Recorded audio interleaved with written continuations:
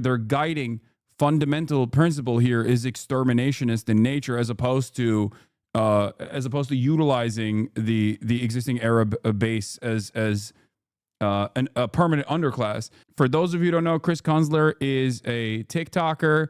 He is, I believe, currently pursuing his PhD, right?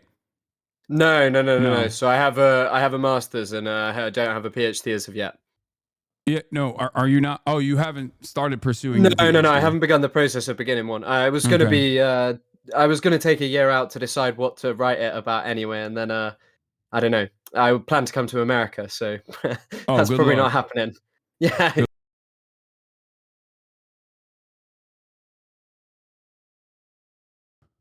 So, is it true that you also studied under Ilan Pape? Or is that fake news? Yeah, it is true. So Ilan's a lecturer at Exeter. But Ilan, I think he's public about this. But Ilan is between like different countries, and he's obviously a bit of like I don't know, an international superstar in the sense of as far as that goes for Palestine related stuff. And he's all around the world. But yeah, he teaches at Exeter, and so I studied under him. I did modules with him. He wasn't my supervisor or anything, but we, spent time together. He spoke at a lot of our encampments, and yeah, I did study alongside Ilan at points.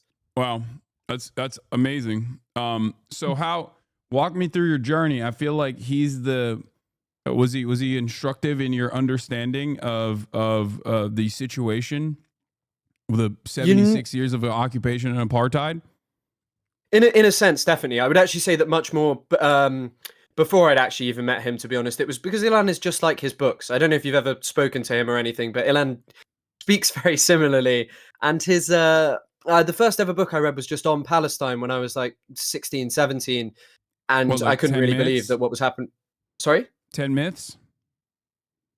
Say again? Was it... I'm saying, what was the name of the book? Like, was it 10 Myths? Oh, sorry. On Palestine is the name of the book. By, on Palestine.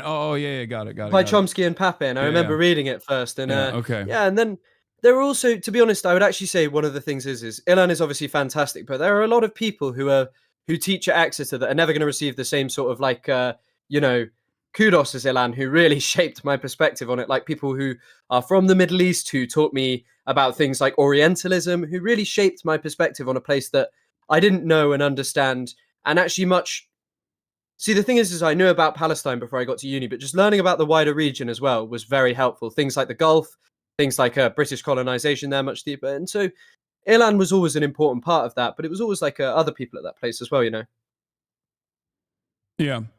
Well, you've been following closely some of the things the back and forth that has happened with my former podcast co-host, and I believe you watched. I guess we can call it a debate because there's not really a better term for it, that took place on Friday, and I wanted to hear your initial assessment off of it. Because there were definitely some,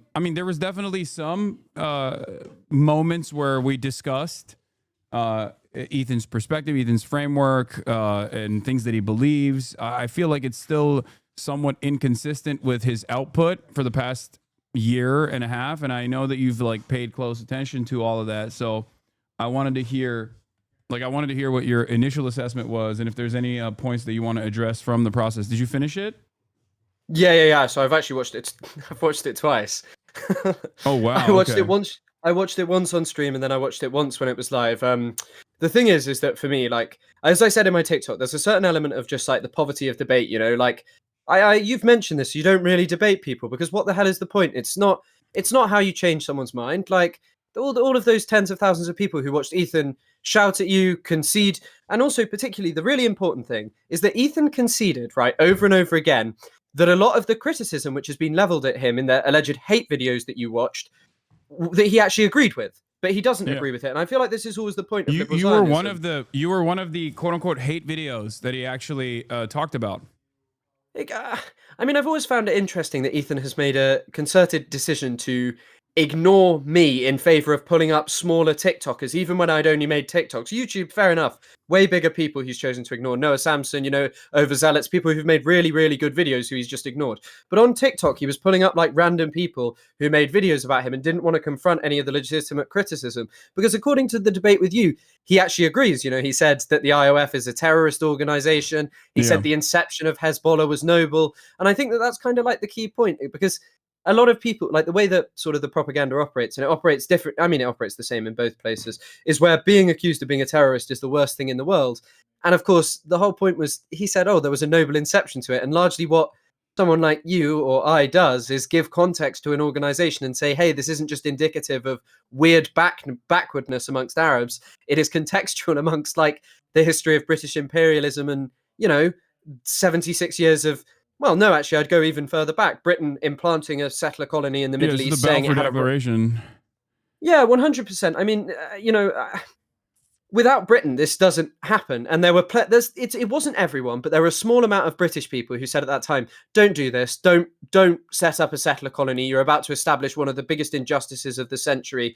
Tom Segev, an Israeli historian, talks about a lot about this in his book "One Palestine Complete." And and so I think that, like, ultimately it was kind of this thing of how can you really debate someone who's just going to agree with you on the most serious points, but then still maintain the idea that it was anti-Semitism? And actually, when I was watching it, I pulled up someone who you've spoken to, Abdul Razak Takriti. Oh, the scholar that I had on, I think, about the Hezbollah militancy and its history. Yeah, so he did the dig with Daniel. He did Thauer on the dig. Yeah, exactly. So one of the most excellent historians, and that podcast is probably some of the best Middle East education that's freely available. He might be the head of Middle Eastern studies. I forget where what college he's at, but yeah, he's a I think it's a great Texas, scholar. Austin, Texas. Is that a university? I think it's that. But yeah, I pulled up and he was there was a bit where he spoke to me and he just said, "How dare you speak about your feelings in a time like this where, and I mean, I also spoke about this on stream. The death toll is bad in Gaza. It's really bad. But also there's so many people with catastrophic, traumatic, wounded injuries. And in many ways, people view, and there's parts written about this, that there is somehow like a right to maim people and that is just not as bad as, killing 60,000. Those hundreds of thousands of people whose lives have been changed irreversibly, where they can't move around, exist in the same way that they once did because of traumatic injuries. It has a psychological stress on people. And, and people want to talk about, feelings. And when Ethan was so willing to admit that, hey, this wasn't actually, that there is actually reasonable criticism here. Like, for example, I think there was one thing where you commented on my video about when he said he was going to go to Israel. Oh, this was my last straw. And I mean, he was like, oh yeah, I perhaps gave a bad account of myself, but he doubled down on that. He went over and over again why he thought that was a good thing, and it's very hard, it's very hard to have a debate with someone in that sense. There is it's a technique that Michael from Pennsylvania identified as, I forget what it's called. It's like where you immediately offer like a softened concession on a major point, so that if I turn back around and hammer on that same point, where it's like, if I draw out the doctrine of surrender, thank you, chatters, where you basically surrender on a major point of contention that in an effort to make it seem as though, in an effort to soften the blow that it would normally have in this back and forth conversation, if we arrived at a position where he made this concession after like fighting back against it, it's disingenuous, especially when paired up with the inconsistencies that concession presents. Because that's what I tried to arrive at over and over again, where I kept saying like, okay, but if you think it's a genocide, then why do you criticize the militancy against it in every way, shape, and form, and consistently point to it as like terrorism? They're bad. They're terrorism, and it doesn't make any sense. And you can draw parallels, as I did over and over again, to historical acts of militancy.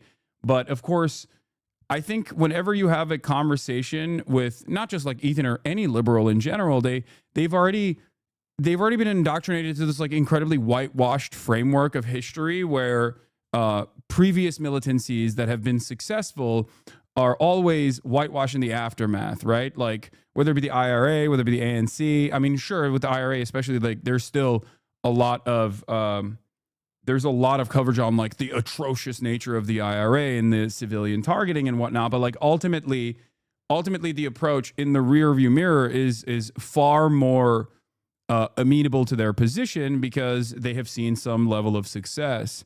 There's this age-old adage on Twitter that I constantly point to, which is liberals love every single anti-war movement except for the current one, and liberals love every single civil rights struggle except for the current one.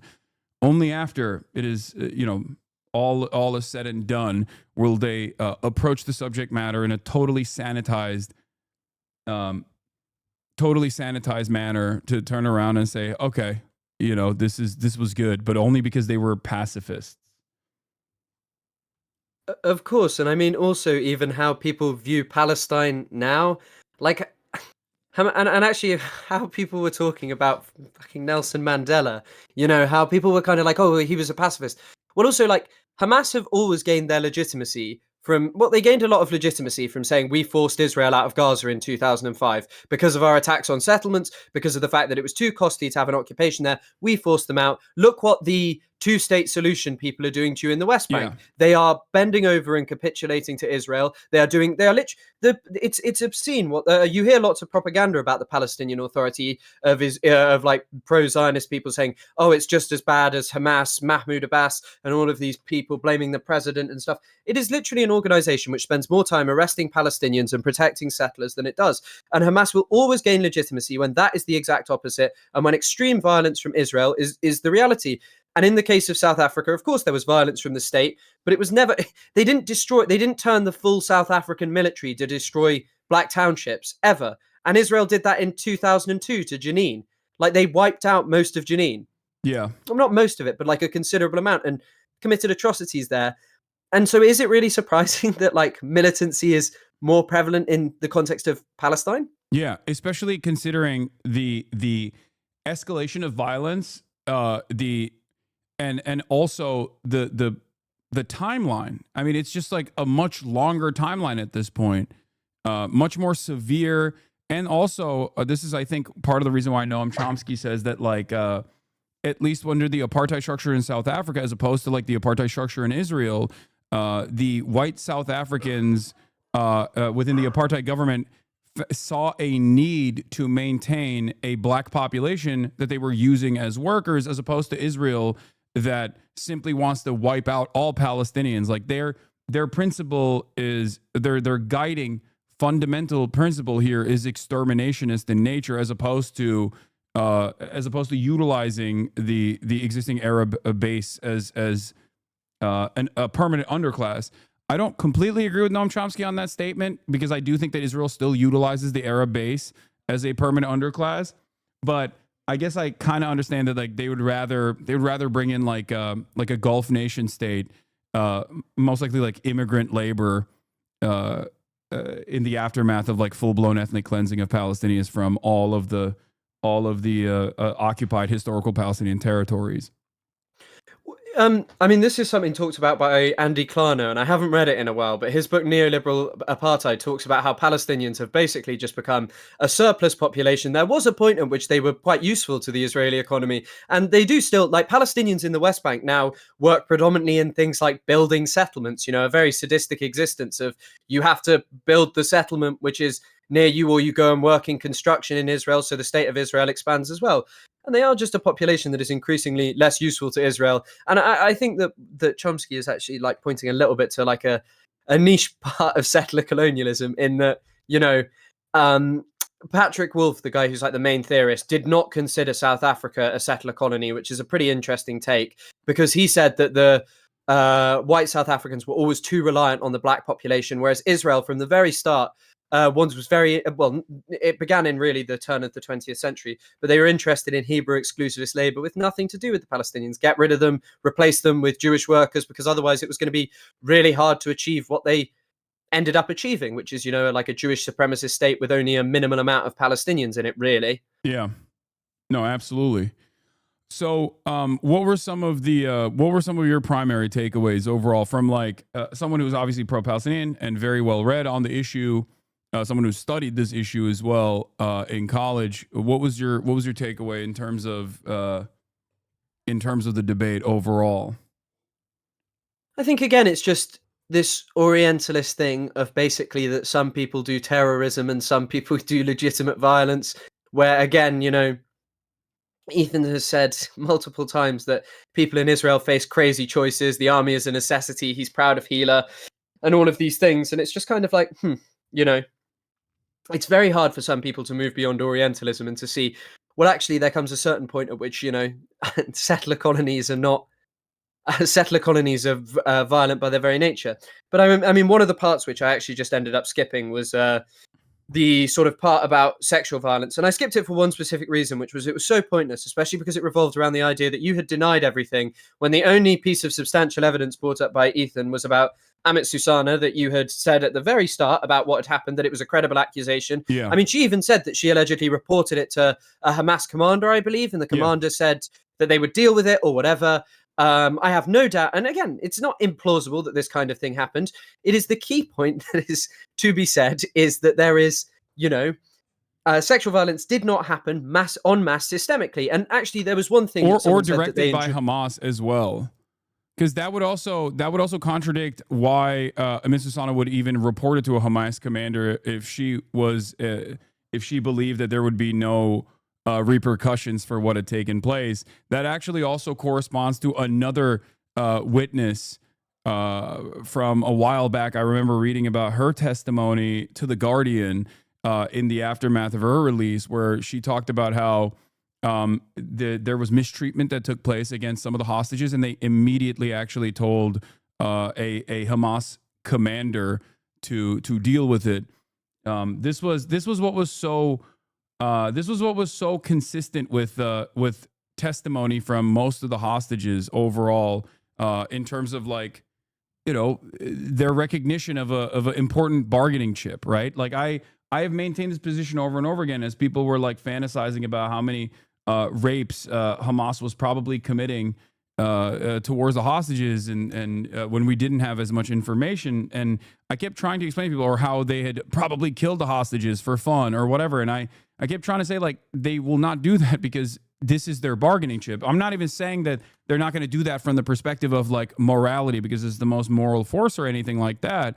But simply logically, it doesn't make sense. That's why I kept repeating over and over again. Like, if they kill hostages, you'll know because they will do it on camera, or they will reveal that they've killed hostages, because it's a point to apply pressure in that situation. It's just cold hard logic in this process, right?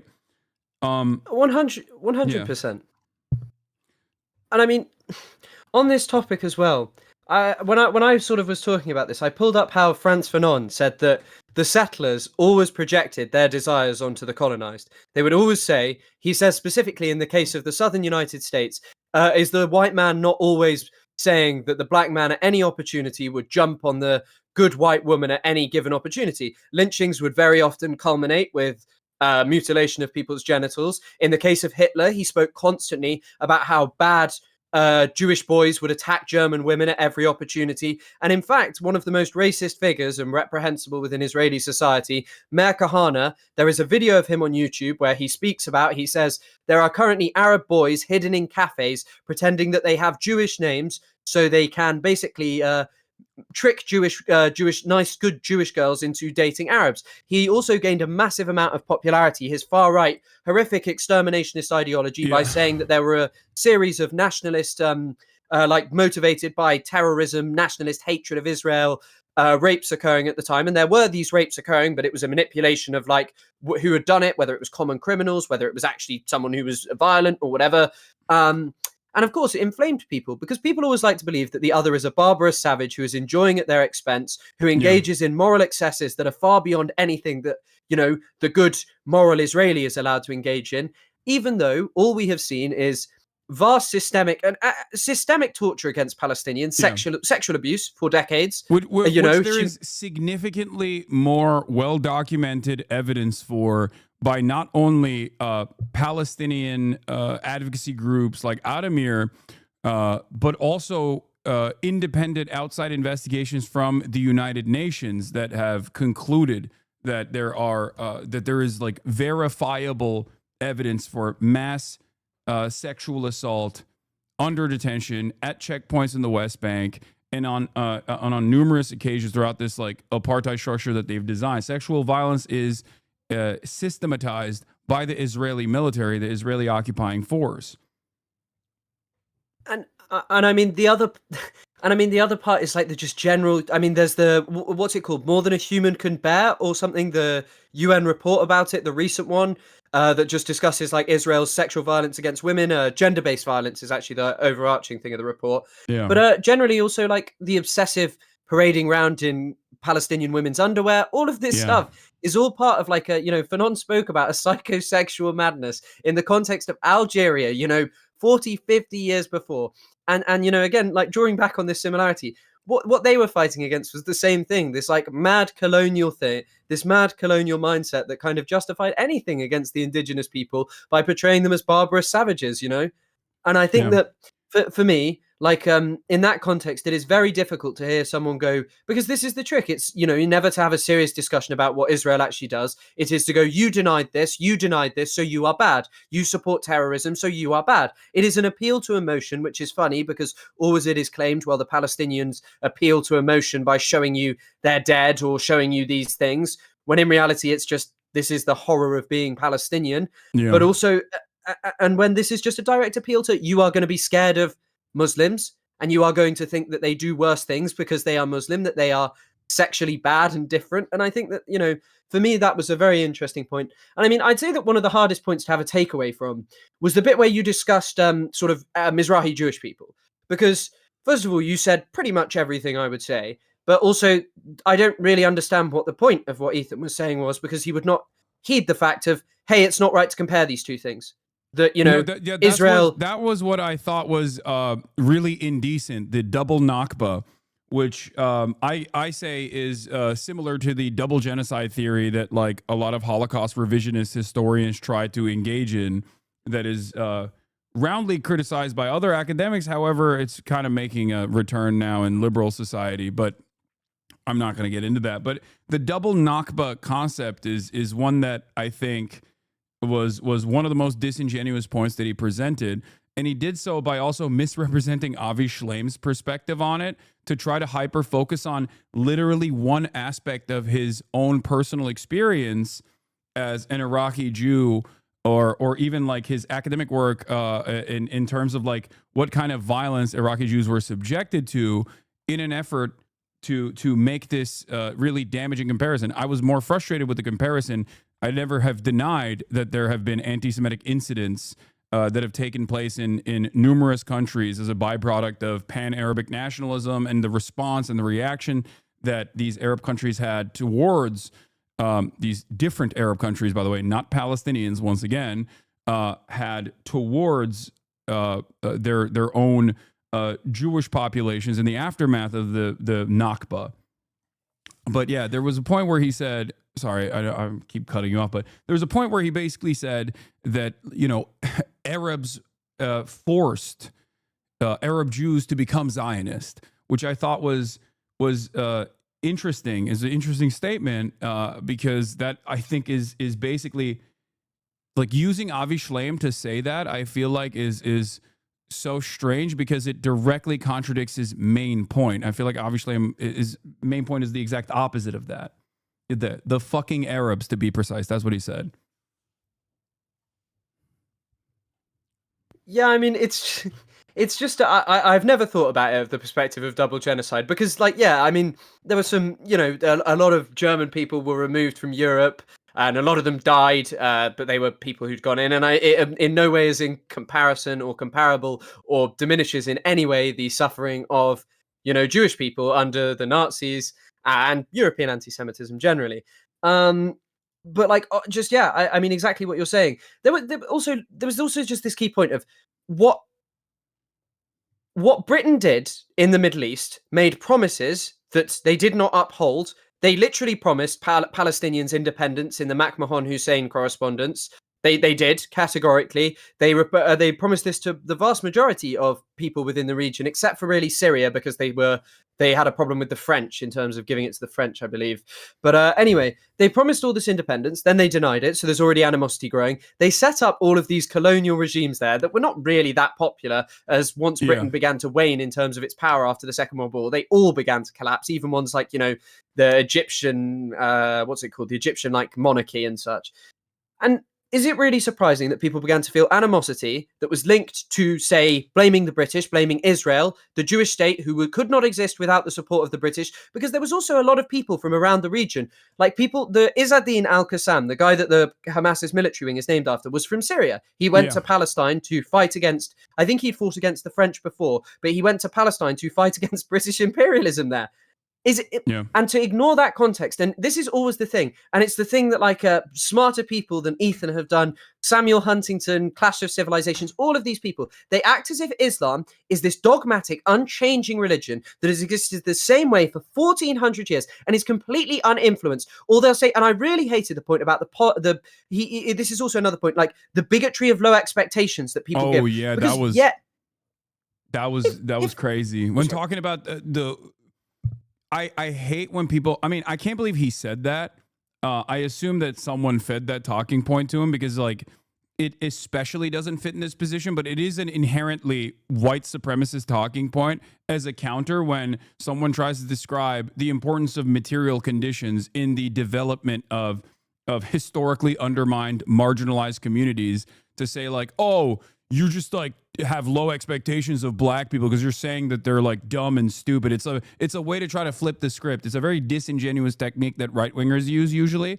So for him to also try to utilize that in the conversation when I was talking about how the material conditions obviously play a major role in societal development in the poorest country on the planet that has consistently been victim to imperialist endeavors, and only as recently as right before October 7 had they finally had a moment to liberate themselves from this Saudi blockade, this UAE blockade that the Western forces had actually supported and backed due to Chinese intervention in the region, creating a peace negotiation between Saudi Arabia and Iran. Of course they don't have a civil rights movement to become quote unquote woke, I guess. That, yeah, they have nothing. It's just so insane. Yeah, 100%. I found that particularly grating. For example, I pulled this up. It's from an essay called Homo Zion by a guy called Hussein Omar. It's very interesting. But he mentions how sodomy laws in Palestine, or anti-sodomy laws, were introduced by the British. They were repealed in Palestine in 1951 and not inside Israel proper until 1988. By the way, his argument is that basically the British imperial officials imported that directly over from the Raj in India, and they did this because they. I have another thing to bring up here. Homosexuality was only decriminalized in the Ottoman Empire in the 18th century during the Tanzimat era, but before that, it wasn't criminalized at all. They also legally decriminalized it in the fucking 18th century. So when Palestine was under Ottoman rulership, it most likely had that same exact legal structure where it wasn't illegal to be gay to fucking begin with, which directly undermines the point that Westerners always try to make, talking about the barbarity of Islam, and as though it's like you mentioned, this unchanging, dogmatic, fundamentalist principle that they operated off of. Sorry, I always like to talk about how gay the Ottomans were. It's the same. There's a very famous, I've not actually read this, but I know that we had one of our lecturers would speak about it. I think it's called Women with Beards and Women with Moustaches and Men Without Beards, or something to that effect. And it's basically about gender in Iran and how it really wasn't a concept until around I think it was the 18th or 19th century. It really started being a major thing, and how queer society really was over there at different points, and how there is this a changing thing. And also it's indicative of, hey, maybe don't talk about a religion that is so old, that it 1400 years old, and say, oh, it's dogmatic, it's unchanging, and this is why Arabs are the way they are, or people in the Middle East, because often it's just a euphemism just to being Arab, basically, Muslim, and just talking about Islam.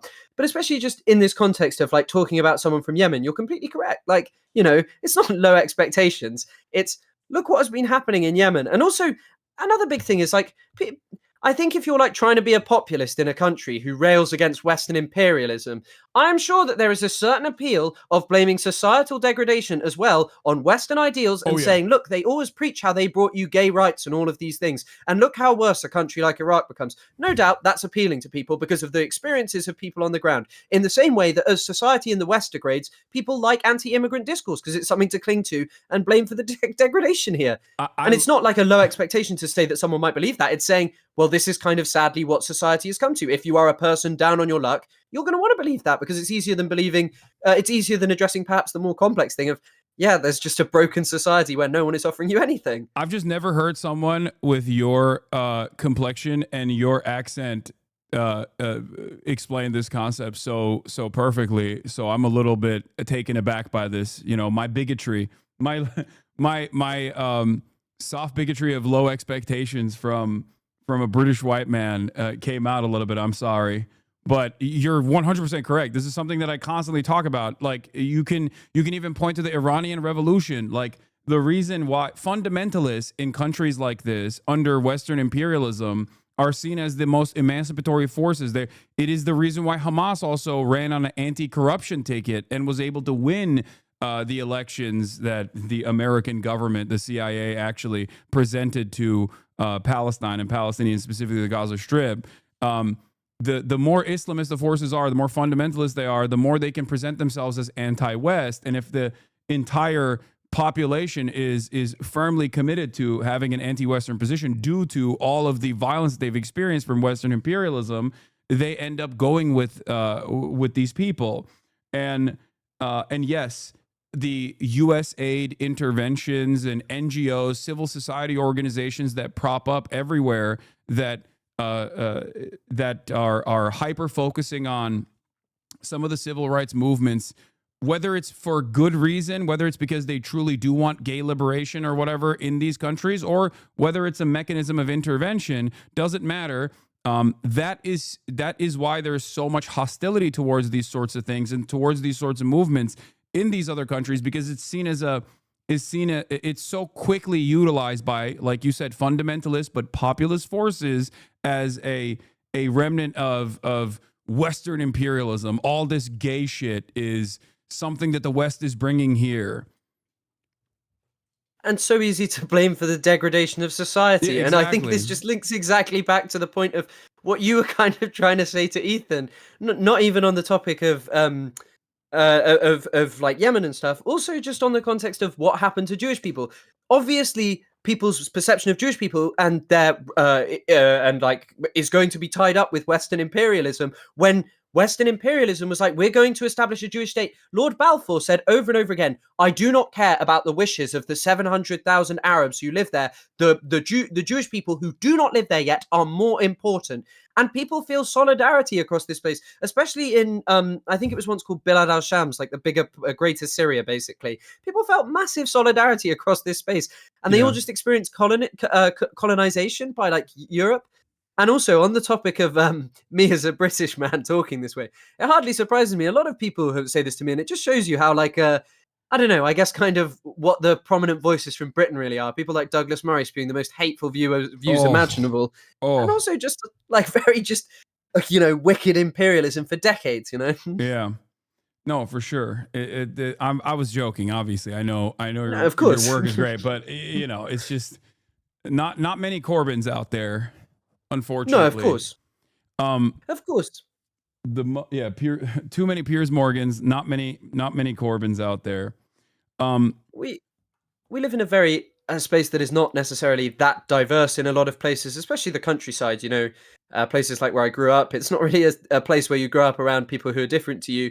So your perception is largely just shaped by, bigotry and all of these things, and also trying to cling to imperial nostalgia. Really, like a lot of people here want the empire back. Oh, for sure. I'd put simply. It's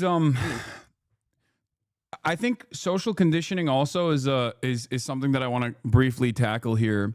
My commentary gets criticism sometimes from the likes of Bad Empanada and other people that I would consider to be a little bit further than myself in terms of being like well-established third worldists, as opposed to my commentary sometimes comes across as liberal for them, because I see my position living in the heart of empire as an American citizen as one that tries to get Americans to understand the plight of the global South.